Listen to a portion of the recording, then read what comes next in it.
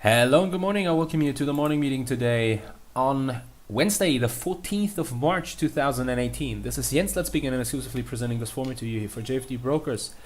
We want to have a look at the markets and developments, especially from yesterday in the DAX, also in US equities. What was the potential reason for this drop in the DAX on the downside? I think the trigger was the news that Rex Tillerson was fired by Donald Trump and is not the Secretary of State anymore. Now he'll be replaced by the CIA chief Pompeo, if I'm not mistaken. And all in all, I have to say I'm a little surprised to see markets moving to this news, since if you look at the policy here from Donald Trump, what happens in the White House is something which is more kind of how you run a business, let's say. So and this is something which is not so surprising when looking at the veto of Donald Trump in general. So all in all, I have to say, well, I'm not that surprised to see such a move here. Rex Tillerson was said to be a little critical towards Donald Trump. Same is true for Gary Cohn, who was replaced last week. The question is, why does the market react that way? It did, especially why did we get to see such an acceleration here, dynamic on the downside? I think the first reaction on the downside wasn't that surprising, and all in all, we have to say the momentum on the downside then in the DAX here came in and with the US market opening. And not only thanks to this news here around Tillerson. So I think the main reason why the market dropped immediately here, then nevertheless made back most of these losses, only to see further losses then in the upcoming hours. I think the main reason for the drop was that probably Tillerson, similar to Gary Cohn, can be seen as someone who is also against potential tariffs here. And now the replacement of Tillerson is probably seen as a sign that Trump is serious about bringing up those tariffs here, and this is usually something which is or should be considered bad for equities in general. So that's probably then the main reaction here, even though it does not explain where this further pressure came on here. I mean, we could go with the US equity markets and say, hey, look at the Dow Jones, for example, dropped yesterday here. Look at the S&P 500 50-minute chart. Also, you can see here serious pressure which built and pushed us as low as 2,760 points. So also here there were quite significant losses, let's say, compared to what we've seen in the past, especially last year with this low volatility. And now the question is, why is that? I mean, where does the pressure nevertheless in the DAX result from compared to US equity markets? In the DAX, you can clearly see that the DAX accelerated really enormously on the downside, and we lost nearly something like 300 points and more, and saw losses way above 2% compared to the highs which we marked here around 9-10 a.m. GMT. And I think the main reason can be found again at the options market. And again, here, the main reason for this acceleration on the downside is potentially can be found around the triple witching taking place next Friday. So yesterday, we made the topic, we made the upside a topic, 12,500, 12,600 points here. And there I mentioned that usually you shouldn't expect the market going easily above that level, since there are many market participants who are potentially interested in holding the DAX below that level at least till 12 p.m. GMT once the expiration is through. And now the interesting thing is that nevertheless you can also see something happening on the downside here.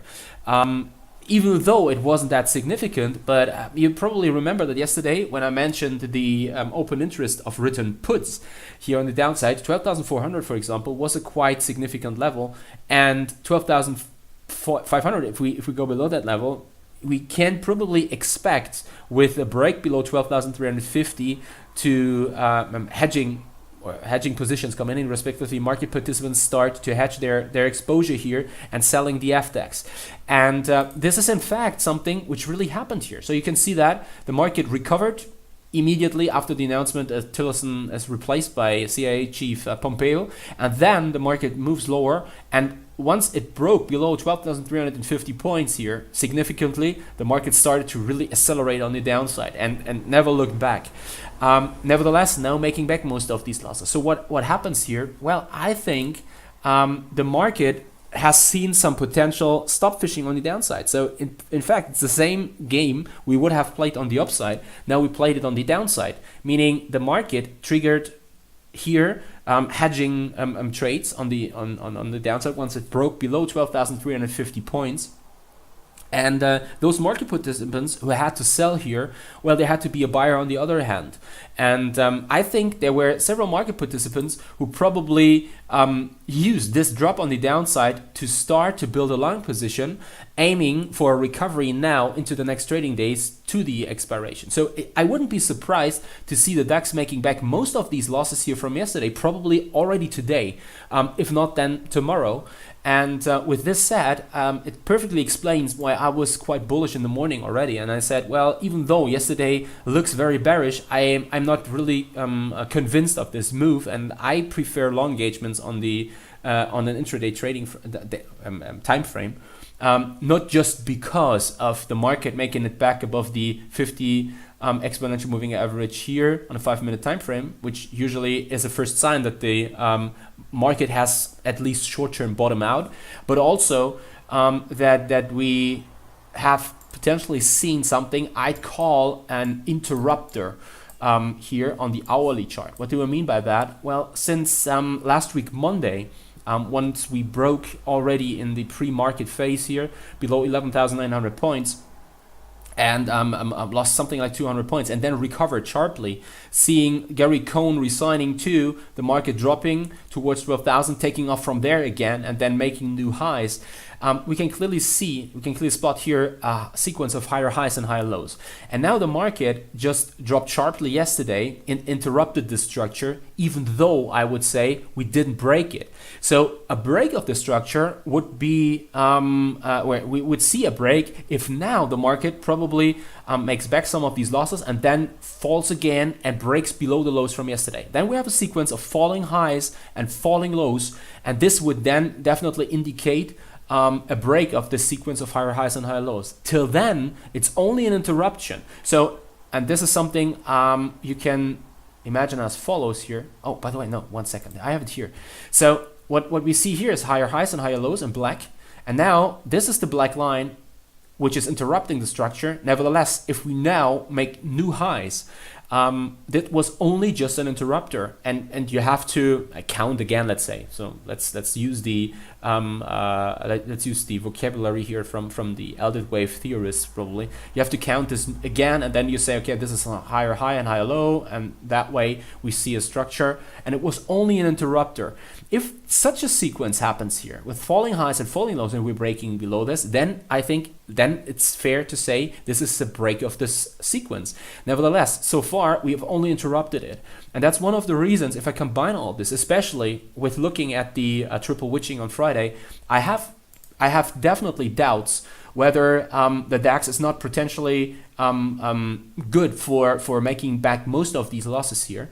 So nevertheless, if you are long, you probably prefer to closely watch the price action here in the region around 12,300 points. That means I could imagine to probably take parts of my profits if I'm already positioned on the long side, as I'm, by the way. So I am long, yes. And by the way, you can follow that here with this real-time update on this managed account, where it's not just that I manage that, but I'm also trading it, meaning that I am part of this basket of strategies here, and I'm discretionary long DAX today.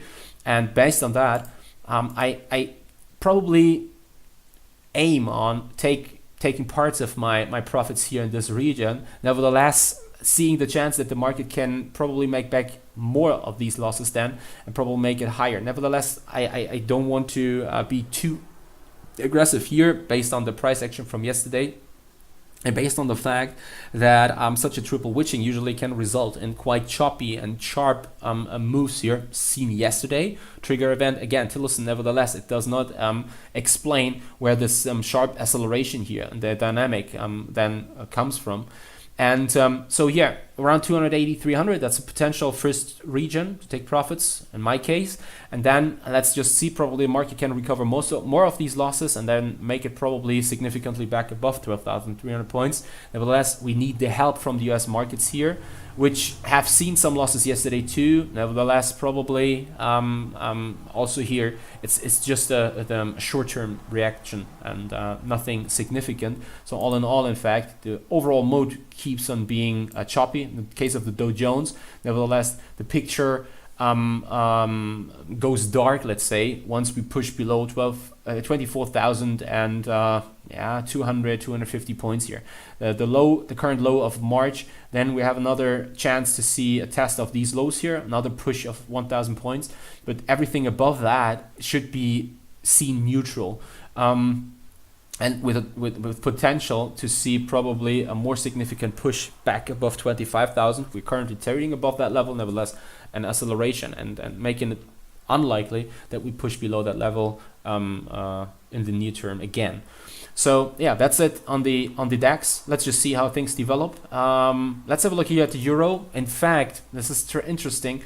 The currency markets did not react that brutal to this announcement that Tillerson resigned as the Secretary of State here. So in fact, the overall picture stays choppy in EURUSD, for example. Yes, we pushed back towards towards 124, not above, but towards.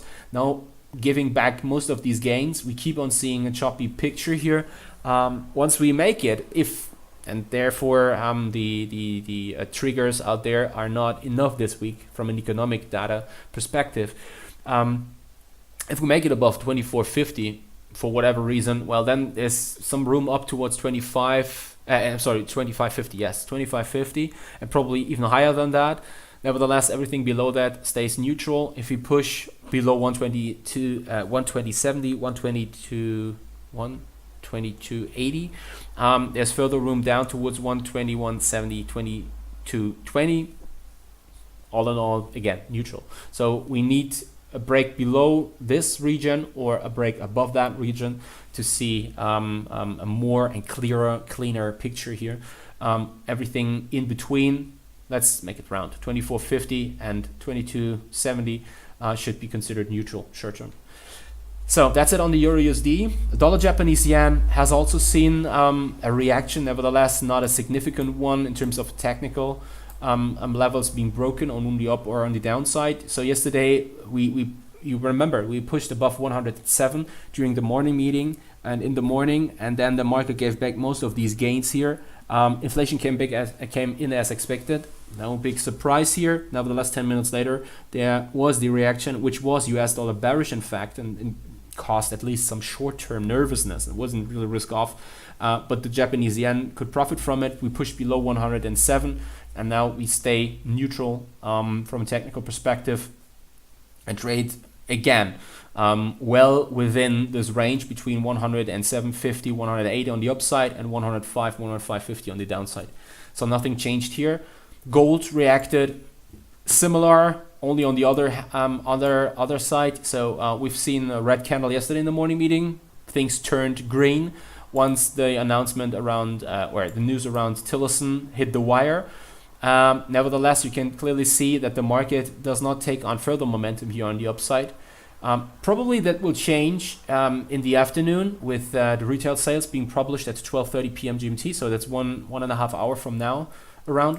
Nevertheless, I still see the picture neutral. Yes, with a mid to long-term bullish outlook for gold in general. No question about that. But nevertheless, below 1,340, 345, I don't want to be too aggressively long gold. Same is true that you don't want to be aggressively short gold above 1,290, 1,300 USD per ounce here. So everything in between should be considered neutral. That's it on gold. Nothing changed here too. And And in fact, that's it. So nothing more to add. Probably, no, I'm sorry. Let's just finally have a look here at the pound sterling. Very interesting move, in fact, that we pushed the back above this trend line here, even though the significance should be questioned all the time since it's only a diagonal line here. And what I prefer is to work with those horizontal lines. Nevertheless, the break here is the first positive sign, and pullbacks against 139 here, those highs are potential long triggers against which another push towards and back above 140 should be can be seen if the US dollar weakness continues. So this is the first interesting development here, and another currency, which is pound sterling, but also Canadian dollar. Very interesting. Yesterday we've seen a quite strong move. So in fact, the Canadian dollar couldn't profit from the weakness in the US dollar. Initially it was capable of profiting, in fact. So you can see that here. And Canadian dollar has seen some unspectacular price moves till then here the announcement that Tillerson resigns. The moment Canadian dollar sees some strength since the US dollar sells off, and then here you see a strong move on the upside and Canadian dollar selling off, even though the US dollar wasn't that strong after the announcement around Tillerson. But the dollar could perform well against the loonie, and the question is why? Well, the thing is that the BOC president Stephen Paulus here mentioned something very interesting yesterday. So in fact, he said that Canada may be able to have more economic growth, but nevertheless, this comes probably without generating high inflation. And that was the reason why the Canadian dollar sold off, since this makes it more unlikely that the BOC will rather sooner or later hike rates. And as we know and well remember, at the beginning of the year, Canadian dollar, respectively the Bank of Canada here, was expected to hike rates at least once in the first half of 2018. And on top of that, it was one of the most restrictive central banks out there or moving along here with the Fed. And this picture now completely changed, and the chances of a rate hike in May, at the end of May, dropped from over 70% to below 50, in fact. And this is one of the reasons why Canadian dollar is seen as weak, and there's a good chance that this weakness continues. So you don't want to be right now. You don't want to be long the Canadian dollar. It's not only that those chances of a rate hike of the BOC decrease, but it's also that there's still this shadow here. And not knowing what the renegotiations of the NAFTA agreement will deliver, especially now after Gary Cohn, as the chief economic advisor, left the Trump administration. So this is definitely something also worth noting, even though from a trading perspective, I don't want to give any updates here. So far, I don't see spectacular developments, even though one could probably argue that Euro-Canadian dollar is probably about to see another attack at the region around the highs of 2016. And with a break above that level, it could definitely mean some further strength here. So very, very interesting level to watch. The only problem with Euro-Canadian dollar, in my case, is that if I trade currencies, I'm more like a longer term time frame guy, and Euro-Canadian dollar has a negative role connected to it. That means it's not that attractive to me, especially because when I hold a position in the currency markets a little longer, I used to hold positions which have a positive role attached to it, and this is not the case in Euro-Canadian dollar. Nevertheless, from a pure technical standpoint, the region here around 161.30 is very, very interesting, since if we break above that, I think there could also be a push higher up towards probably 165 in the next weeks then, if the Canadian dollar weakness continues, while the euro can probably gain some momentum again. And that's it from my end. Happy trading. Watch your stops. If you have any questions, please shoot me an email or contact me via Twitter. I definitely look forward to it. Would be an honor to answer your questions, and talk to you again then tomorrow, 10:30 a.m. GMT. Have a nice day. Happy trading. Watch your stops. See you. Take care, and bye-bye.